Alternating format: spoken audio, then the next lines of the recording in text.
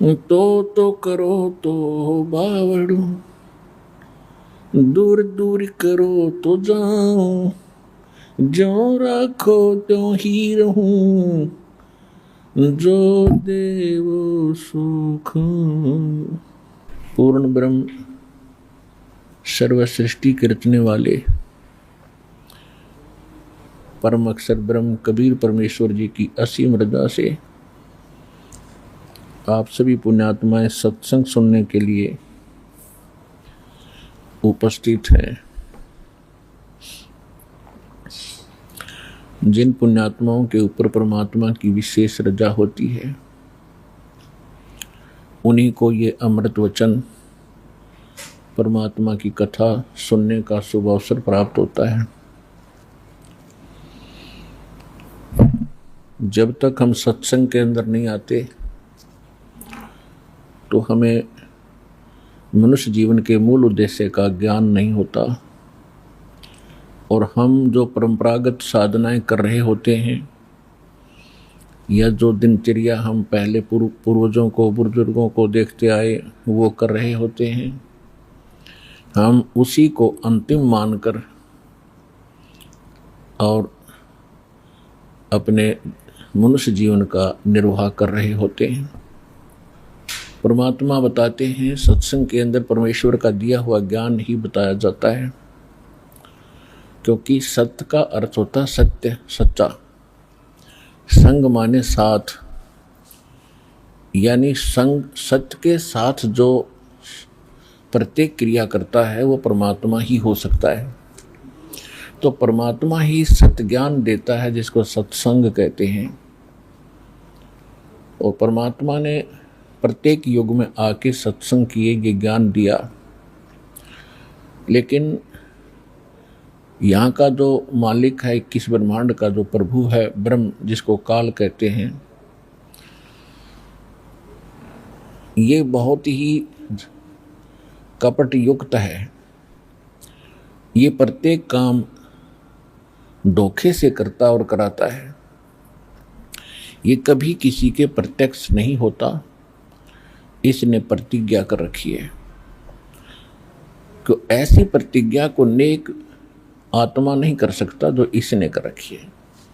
श्रीमद् भगवद गीता अध्याय नंबर 7 के श्लोक 24 और 25 में श्री कृष्ण में प्रवेश करके यही 21 ब्रह्मांड का स्वामी काल भगवान कह रहा है कि अर्जुन, मैं अव्यक्त हूँ, यानी गुप्त रहता हूँ, और मुझ अव्यक्त को ये व्यक्ति आपनम मनन्ते, मुझे ये सामने खड़े सेना वाले मुझे ये सोच रहे होंगे मैं कृष्ण हूँ, व्यक्ति रूप में जो प्रकट हूँ। नहीं, मेरी ये एक घटिया अनुत्तम अटल प्रतिज्ञा है कि मैं कभी किसी के समक्ष नहीं आता, अपनी योग माया से छुपा रहता हूँ। तो ये प्रत्येक काम ऐसे ही कपट युक्त करता है। महाभारत का युद्ध करवा दिया, 18 करोड़ सैनिकों का नाश करवा दिया, श्री कृष्ण के सिर पर भांडा फोड़ दिया कि श्री कृष्ण ने युद्ध करवा दिया ज्ञान देकर। श्री कृष्ण जी तो युद्ध के कति विपरीत थे, पहले भी मना कर रहे थे कि युद्ध ना करो, बुरा हाल होगा तुम्हारा। जब नहीं माने तो इन्होंने यहाँ तक निर्णय ले लिया था कि मैं युद्ध नहीं करूँगा, हथियार भी नहीं उठाऊंगा, एक पक्ष में मैं होऊंगा, एक पक्ष में मेरी सेना होगी। तो फिर ऐसा नेक व्यक्ति जब अर्जुन मना कर रहा हो और वो कहना लड़ ले, तेरे दोनों हाथों में लड्डू हैं, श्री कृष्ण नहीं था वो, उसी समय काल प्रवेश कर गया और ये ऐसे जुल्म करता कराता है। अब इसका भांडा फोड़ा कबीर भगवान ने आकर के। परमात्मा ने वैसे चारों युगों में ही इसकी जानकारी दी थी, लेकिन उस समय हम समझण योग्य नहीं थे। तो अब परमेश्वर ने सबसे पहले आपको शिक्षित किया। इस शिक्षा का हमें आनी भी बहुत हुई है। हम बेशक से बनकर बड़े बड़े इंजीनियर बन गए, बड़े बड़े डॉक्टर बन गए,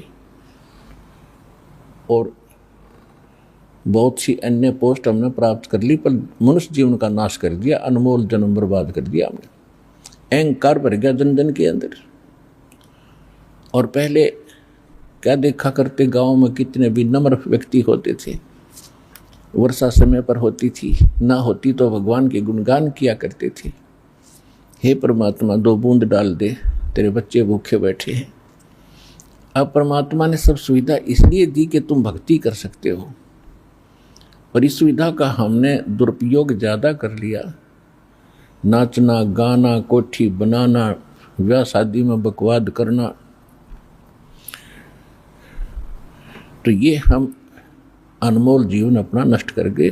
तो ये काल क्या चाहता है कि इनको सत्य ज्ञान ना हो।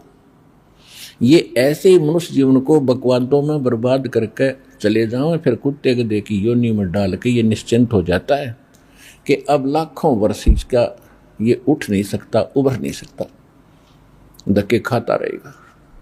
और परमात्मा ये चाहता है कि मनुष्य जीवन जब इसको प्राप्त होता है, ये तभी मुझे पहचान सकता है। चारों युगों में परमात्मा ने स्वयं आकर के सत्संग किए, वो यथार्थ जानकारी दी। सतयुग त्रेता द्वापर में हमने भगवान की एक नहीं सुनी, क्योंकि हमारे पूर्व जन्म के जो संस्कार थे वो अच्छे थे, और इन 3 युगों में अच्छे संस्कारी प्राणियों का ही मनुष्य जीवन होता है। और उनको सुख तो होता है उनके अपने पूर्व जन्म के पुण्य कर्मों से, और वो साधना कुछ भी कर रहे होते हैं तो उनको जो लाभ होता है वो ये सोच बैठते हैं कि हम जो पूजा किसी इष्ट देव की कर रहे हैं और किसी मंत्र से कर रहे हैं, किसी आरती से कर रहे हैं, इनसे हमें लाभ हो रहा है। तो ये धोखा हमें 3 युगों में मार जाता है, भगवान से दूर रखता है। काल ने कहा था कि 4थे युग में आप कितने जीव ले जाना, 3 युगों में जीव ना ले जाना। तो परमात्मा को भी मालूम था कि 3 युगों में ये नहीं मानेंगे, और 4थे युग में इनकी ऐसी दुर्गति होगी, ये भक्ति भी कर रहे होंगे, उन्हीं भगवानों की भक्ति भी कर रहे होंगे, लेकिन पूर्व जन्म के शुभ संस्कार ना होने के कारण उनके करते करते भी इनकी खूब दुर्गति होगी। और फिर ये इधर उधर भटकेंगे। जो पूजाएं हम पहले कर रहे थे उनको करते करते पहले तो हम सुखी थे, क्योंकि तब तक हमारा पुण्य चल रहा था, और जब हमारे ऊपर पापों का कहर टूटा तो उस समय बुद्धि में नहीं आई कि जो साधना हम करते थे वो कहाँ गई अब हमारी। फिर कोई बताता वहाँ जाइए, कोई बताता वहाँ झाड़ा लगता है, कोई कहता वहाँ संत बैठा है, तो वहाँ भी हम भटके, तो वो होना ही नहीं था।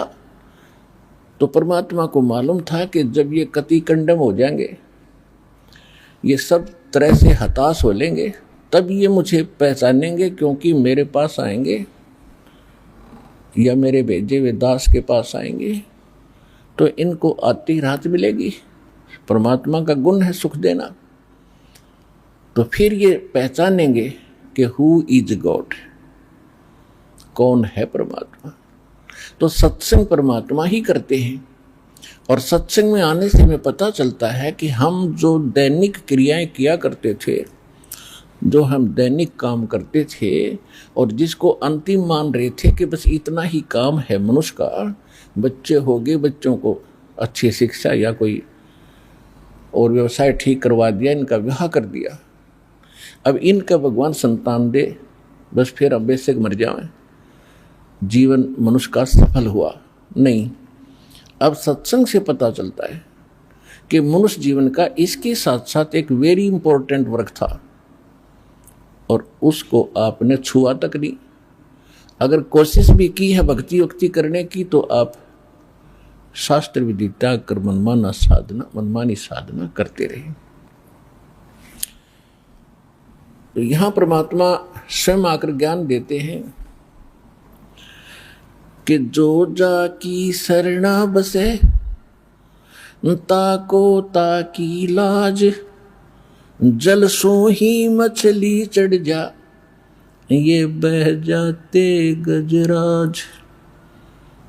परमात्मा बताते हैं तुम जिन देवी देवताओं की साधना कर रहे हो, उनकी जितनी औकात है, जितनी क्षमता है, वो उतना तो लाभ आपको अवश्य दे देंगे।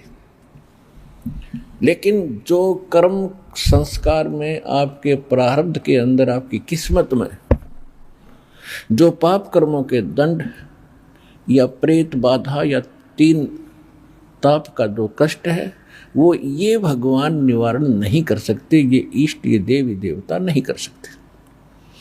जैसे जो जाकी शरणा बसे ताको ताकी लाज, जल सो ही मछली चढ़ जा, ये बह जाते गजराज।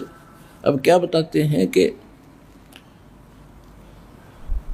जैसे बहुत ऊपर से जल गिर रहा होता है, किसी डाउनफॉल में बहुत स्पीड से, और यदि उस ऊपर से गिर रहे जल के सामने हाथियों का राजा भी आ जाए, यानी मजबूत हाथी, उसको भी वो बहा ले जाता है वो जल का प्रवाह।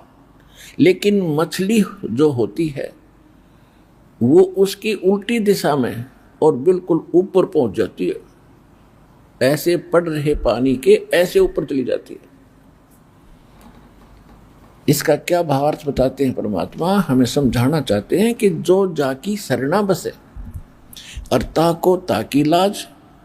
अब मछली जो है जल के ऊपर समर्पित है, और जल से बाहर होते ही वो पटक अपने तड़फ तड़फ कर मर जाती है, यानी उसका जल के साथ इतना संबंध है। यदि आप ऐसा किसी इष्ट के साथ लगाव करते हो तो वो इष्ट फिर आपको अपनी अक्षमता अनुसार ऐसे लाभ देगा, जैसे मछली को जल ने हरी छोड़ दिया तो कहीं किधर भी जा तेरे को कोई बाधा नहीं होगी और तुझे नहीं बहाऊंगा। और वहाँ पर हाथी, मजबूत हाथी भी सामने खड़ा हो जाता है, ताकतवर, उसको भी जल डबो देता है, उसका नाश कर देता है। इसी प्रकार जैसे आपका किसी तहसीलदार से फ्रेंडशिप होगी, दोस्ती हो जाती है, तो तहसीलदार आपको कितना काम कर सकता है? कभी कोई रजिस्ट्री जिंदगी में हुई एक आध उसको कर देगा, लेकिन अकॉर्डिंग टू लॉ ही करेगा। इतना अवश्य कर देगा कि आपको अपने ऑफिस में बैठाओगा, चाय पिलाओगा और वहीं बैठे आपका सारा काम कर देगा। लेकिन इससे हमारा सर्व कार्य सिद्ध नहीं हुआ। इसके बाद और बहुत सी डिपार्टमेंट है जहाँ हमें प्रतिदिन काम पड़ता है। इसी प्रकार अन्य किसी, जैसे आप मंत्री से मिलते हो तो मंत्री अपने सत्र का, अपने विभाग का ही काम आपका कर सकता है, बाकी इसके अतिरिक्त और भी बहुत कार्य आपके। तो जैसे स्टेट के अंदर आप मुख्यमंत्री से संपर्क कर लेते हो तो आपका सारा काम सर गया। फिर कुछ कार्य ऐसे होते हैं जो मुख्यमंत्री भी नहीं कर सकते, तो प्रधानमंत्री यानी वो आपको अपने राज्य में सभी सुविधाएं दे सकता है अपने स्तर की। तो इसी प्रकार हमने इस परमात्मा के ज्ञान को समझना है। जैसे ये देवी देवता, ये तो समझ लो एमएलए एमपी हैं, और इनमें से कुछ सिलेक्टेड देव हैं जो कुछ मंत्री पद प्राप्त हैं, और इनमें से 3 मंत्री विशेष हैं। रजगुण विभाग के ब्रह्मा जी, सतगुण विभाग के विष्णु जी, तमगुण विभाग के शिव जी, ये 3 देवता यहाँ के प्रधान हैं। और इनका जो पिता है ब्रह्म, ज्योत स्वरूपी निरंजन, जिसको काल कहा संतों ने, ये खुद भी गीता अध्याय नंबर 11 के श्लोक 32 में स्वयं कहता है कि मैं काल हूँ, श्री कृष्ण में बोल रहा है। ये इनका पिता, ये एक ब्रह्मांड के अंदर एक मुख्यमंत्री का रोल करता है। जैसे जिस ब्रह्मांड में हम रह रहे हैं, ये कई अरब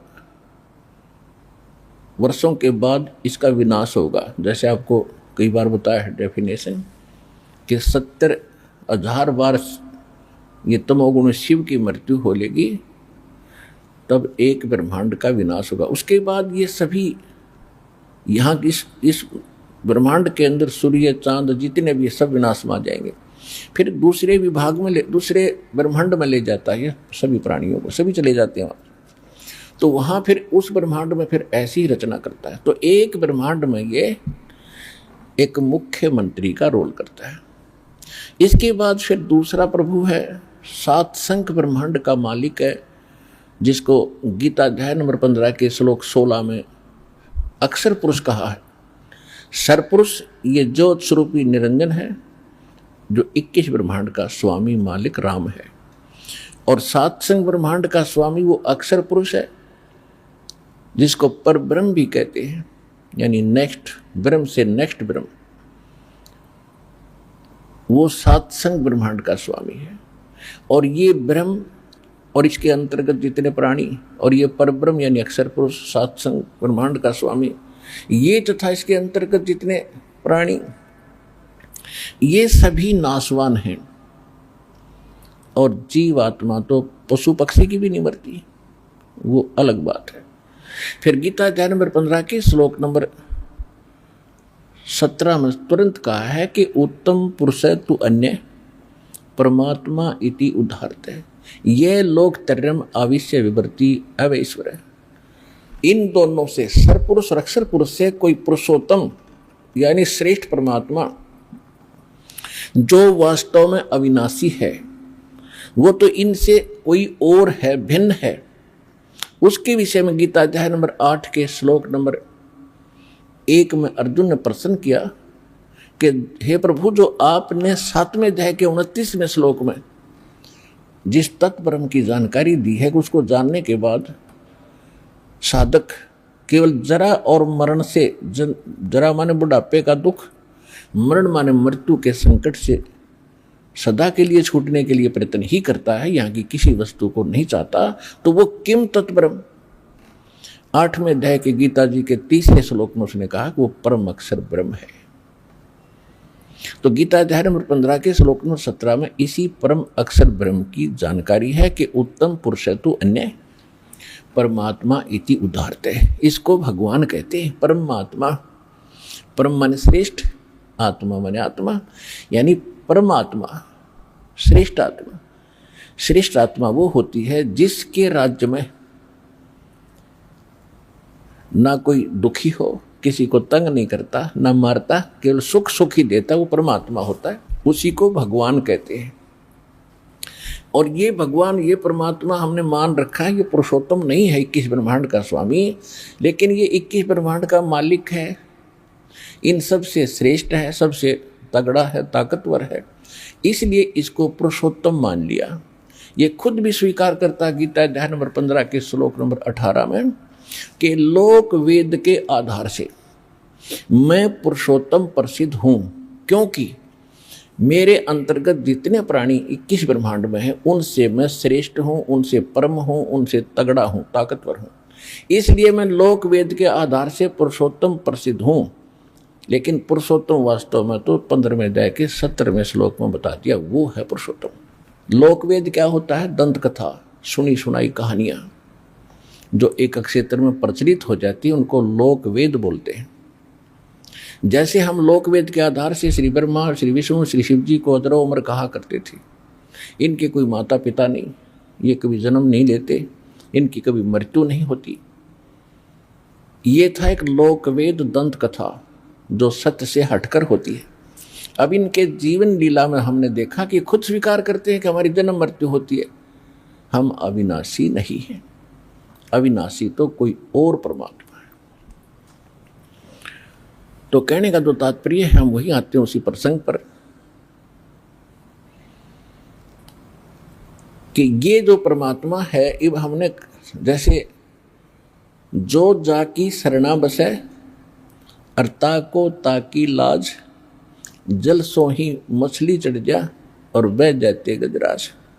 तो अब हमने सेलेक्ट करना है कि किस परमात्मा की भक्ति करने से हमें सर्व लाभ और पूर्ण मोक्ष प्राप्ति हो सकती है। श्रीमद् भगवत गीता अध्याय नंबर 2 के श्लोक नंबर 12 में गीता ज्ञानदाता ये ब्रह्म है, सरपुरुष है, 21 ब्रह्मांड का स्वामी है। श्री ब्रह्मा, श्री विष्णु, श्री शिव जी का ये पिता है। ये खुद कहता है कि अर्जुन तेरे और मेरे बहुत जन्म हो चुके हैं। ये श्री कृष्ण जी में प्रवेश करके बोल रहा है। और हम तुम आगे भी जन्मेंगे, पहले भी जन्मे थे। गीता अध्याय नंबर 4 के श्लोक नंबर 5 में ये कहता है कि अर्जुन तेरे और मेरे बहुत जन्म हो चुके हैं, तू नहीं जानता, मैं जानता हूं। इससे भी सिद्ध हुआ कि गीता ज्ञानदाता नासवान है, जन्म मृत्यु होती है। और गीता अध्याय नंबर 10 के श्लोक नंबर 2 में ये गीता ज्ञानदाता ब्रह्म खुद कहता है कि मेरी उत्पत्ति को न तो देवता जानते न मैं ऋषि जानते, क्योंकि ये मेरे से उत्पन्न हुए। दुर्गा और काल ब्रह्म ये दोनों पति पत्नी हैं। इन दोनों से रजगुण ब्रह्मा, सतगुण विष्णु, तमगुण शिव जी प्रथम उत्पन्न हुए, एक एक करके। पहले ब्रह्मा जी का जन्म हुआ, फिर कुछ वर्ष के बाद विष्णु जी का जन्म हुआ दुर्गा के गर्भ से, और कुछ वर्ष के बाद शिव जी का जन्म हुआ। बड़ा ब्रह्मा है, बीच वाला विष्णु जी, और सबसे छोटा शिव जी है। उसके बाद ये ऋषि महर्षियों का जन्म इन्हीं देवताओं से हुआ है। तो पिता की उत्पत्ति को संतान नहीं जान सकते, इसलिए ये कहता है काल ब्रह्म कि मेरी उत्पत्ति तो हुई है, लेकिन ये देवता और ये ऋषि ये नहीं जानते, क्योंकि ये मेरे से उत्पन्न हुए हैं।